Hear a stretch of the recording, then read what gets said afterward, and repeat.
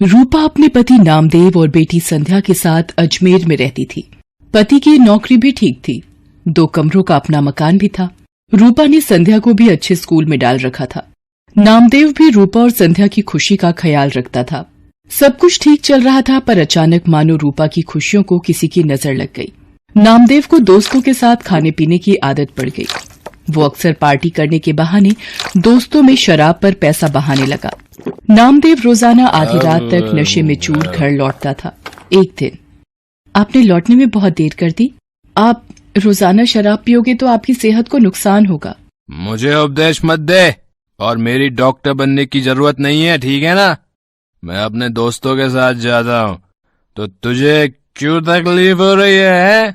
मैं रोज पीऊंगा। तुझे यहाँ नहीं रहना तो चले यहाँ से, चल।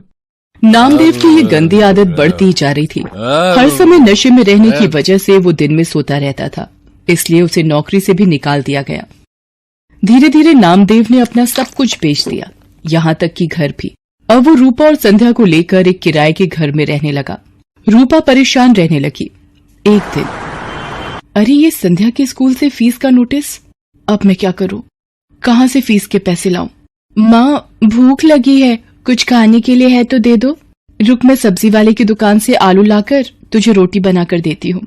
हाँ माँ, तुम्हारे हाथ का आलू का पराठा तो बहुत स्वादिष्ट होता है। संध्या आलू लेने बाजार चली जाती है। रास्ते में वो सोचती जा रही थी कि ऐसा क्या करे कि संध्या की फीस भर सके। तभी उसकी सहेली का फोन आ जाता है। वो दूसरे शहर में रहती है। सहेली के बार बार पूछने पर रूपा उसे अपनी सारी परेशानी बताती है। अलका, बस यही सोच रही हूँ कि अभी संध्या की फीस भरनी है, घर का खर्चा, सब कैसे होगा। अरे तू घबरा मत, सब ठीक हो जाएगा। अभी इस वक्त तू कहाँ है? संध्या को मेरे हाथ के आलू के पराठे बहुत पसंद है, आलू लेने जा रही थी। आलू के पराठों से याद आया, तू तो राजमा चावल कितने टेस्टी बनाती थी, याद है? सब उंगलियां चाटते रह जाते थे। तू राजमा चावल बनाकर क्यों नहीं बेचती?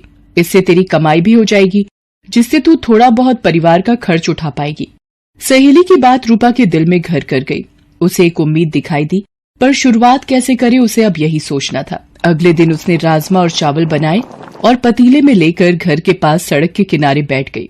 पूरा दिन धूप में वो बैठी रही, पर किसी ने भी उसके राजमा चावल नहीं खरीदे। शाम को वो घर आ गई। उसके राजमा चावल बिल्कुल भी नहीं बिके। वो घर आकर रोने लगी। मैं क्या करूं भगवान, मैंने कोशिश की पर कामयाब नहीं हुई, मुझे हिम्मत दो भगवान। माँ, जब मैं कभी परीक्षा में अच्छा नहीं करती तो तुम ही तो मुझे कहती हो दोबारा मेहनत करूं। आप भी कल दोबारा कोशिश करना माँ। मेरी बेटी कितनी समझदार हो गई है, तू ठीक कह रही है। मैं एक बार और कल कोशिश करूंगी। रूपा अगले दिन दोबारा राजमा चावल बनाती है। पूरा दिन एक भी ग्राहक नहीं आता। रूपा निराश हो जाती है। आज भी कोई ग्राहक नहीं आया, लगता है मुझे ये काम बंद करना पड़ेगा। अब आपके पास कुछ खाने को मिलेगा? यहाँ आसपास की खाने की दुकानें बंद हो गई हैं। आपको यहाँ देखा तो मुझे लगा कि यहाँ कुछ खाने को मिल जाए शायद। जी, राजमा चावल की प्लेट है मेरे पास। भूख में तो सब कुछ अमृत है। एक प्लेट कितने की है? जी 20 रुपए। क्या बात है, राजमा चावल तो बड़े ही स्वादिष्ट बने हुए हैं। आपको पहले तो कभी नहीं देखा यहाँ, क्योंकि मैं पहले कई बार आया हूँ इधर। जी अभी शुरू किया है। ये लो आपके 20 रुपए। पूरा दिन बीत जाने के बाद एक प्लेट ही बिकी थी रूपा की, पर इस एक प्लेट के पैसों ने उसे हिम्मत दी थी। रूपा अगले दिन राजमा चावल लेकर ही बैठी थी कि पिछली रात वाला ग्राहक दोबारा आया। आपने पहचाना मुझे? कल आपके राजमा चावल बहुत स्वादिष्ट लगे, तो मेरे पार्टनर दोस्त को भी खिलाने आया हूँ। आप 2 प्लेट बना दीजिए। अभी बना देती हूँ साहब। धीरे धीरे 1 से 2 व्यक्ति देखते देखते अब रूपा के पास ग्राहक आने शुरू हो गए थे। रूपा कमाए हुए पैसों से संध्या के स्कूल की फीस भरना चाहती थी, पर एक दिन, ये ट्रंक में क्या छुपा रही है? दिखा जरा, दिखा मुझे। ये रुपए मैंने संध्या की स्कूल की फीस के लिए जोड़ कर रखे हैं, ये मत ले जाओ। देख, मेरे दोस्त मेरा इंतजार कर रहे हैं। ये रुपए दे मुझे, दे, इधर दे। नामदेव रुपए छीन कर ले जाता है। रूपा रोने लगती है। वो सोचती है, ऐसे तो ये सारे कमाए हुए पैसे शराब में उड़ा देंगे, मुझे कुछ रुपए संध्या के भविष्य के लिए भी जोड़ने होंगे। धीरे धीरे रूपा का काम चल जाता है। वो एक ठेला किराए पर ले लेती है और अब वो ठेले पर राजमा चावल बनाकर बेचने लगी। समय बीतता गया। रूपा की जिंदगी 15 साल आगे चली गई। संध्या भी पैसों की कमी के कारण 10वीं तक ही पढ़ाई कर पाई। वो भी अब माँ के काम में हाथ बटाती थी। रूपा मेहनत करते करते थक गई थी, पर उसकी एक जिम्मेदारी अभी बाकी थी। वो थी संध्या की शादी। एक दिन रूपा की वही सहेली जिसने फोन पर बात की थी, रूपा से मिलने आती है। आज तुझे इतने सालों बाद देखकर मेरे आंसू नहीं रुक रहे। मेरी प्यारी सहेली रूपा, ये तूने अपना क्या हाल बना लिया है। गरीबी के थपेड़े तेरे चेहरे पर आई झुर्रियों में बयान हो रहे हैं। अरे तू बैठ अलका, संध्या से मिल। ये मेरी बेटी संध्या है। संध्या, ये मेरी मेरठ वाली सहेली अलका। अलका मौसी, माँ आपको बहुत याद करती हैं। रूपा, मैं इसलिए तेरे पास आई थी कि एक अच्छे घर का रिश्ता है। संध्या भी वहाँ खुश रहेगी। अलका, अगर मेरी ये जिम्मेदारी पूरी हो जाए तो मेरे लिए बहुत खुशी की बात है। ठीक है, फिर मैं बात कर लेती हूँ लड़के वालों से। रूपा को तसल्ली हो जाती है कि संध्या की शादी हो जाएगी। एक गरीब बेटी की शादी करना गरीब की सबसे बड़ी चिंता होती है। रूपा की सहेली अलका रिश्ता पक्का कर देती है। रूपा को ये था कि संध्या की शादी के लिए पैसे जोड़ने हैं, इसलिए वो सुबह जल्दी जल्दी उठकर ज्यादा खाना बनाने लगी।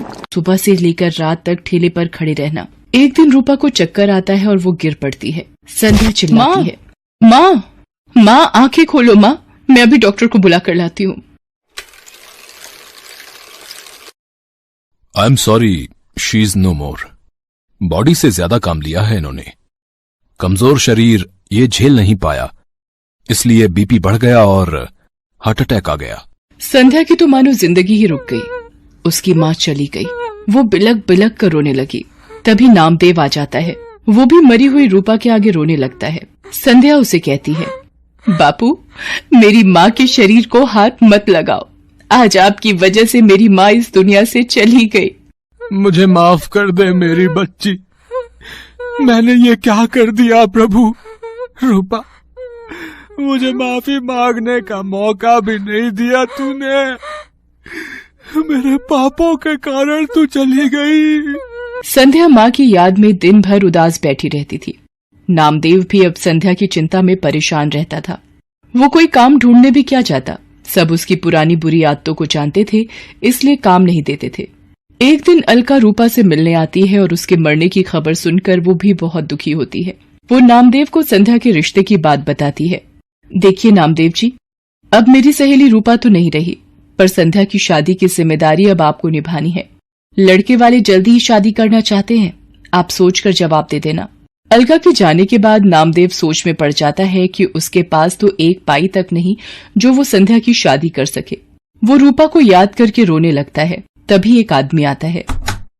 जी नमस्ते, मेरा नाम मोहन है। रूपा जी के बारे में पता चला, सुनकर बहुत दुख हुआ। आपको कुछ काम था रूपा से? जी, एक दिन मैं रूपा जी के ठेले पर राजमा चावल खाने आया था, तभी उनसे बात हुई। मैं जरूरतमंद लोगों के लिए एक बैंक योजना चलाता हूं। रूपा जी भी मेरे पास रुपए जमा करवाती थीं। वो जब भी पैसे जमा करने आती तो यही कहती थीं कि मेरी बेटी संध्या की शादी में काम आएंगे। आज वही रुपए मैं देने आया हूं। पिछले दिनों उन्होंने मुझे फोन किया था कि बेटी की शादी के लिए जरूरत है तो मैं उन्हें दे दूं। ये लीजिए, ब्याज मिलाकर 3.5 लाख रुपए उनके बैंक में जुड़े हुए हैं। आज उन्हें देने आया था। रूपा, तुम अपनी जिम्मेदारी निभाना नहीं भूली। जाते जाते भी अपनी बेटी की शादी की जिम्मेदारी निभा गई। संध्या बेटी, देखो, तुम्हारी माँ की तरफ से शादी का तोहफा ये अंकल जी लाए हैं। संध्या भी ये सब देखकर रोने लगती है। उन रुपयों को नामदेव संध्या की शादी में लगा देता है और संध्या को ढेर सारा आशीर्वाद देकर विदा कर देता है।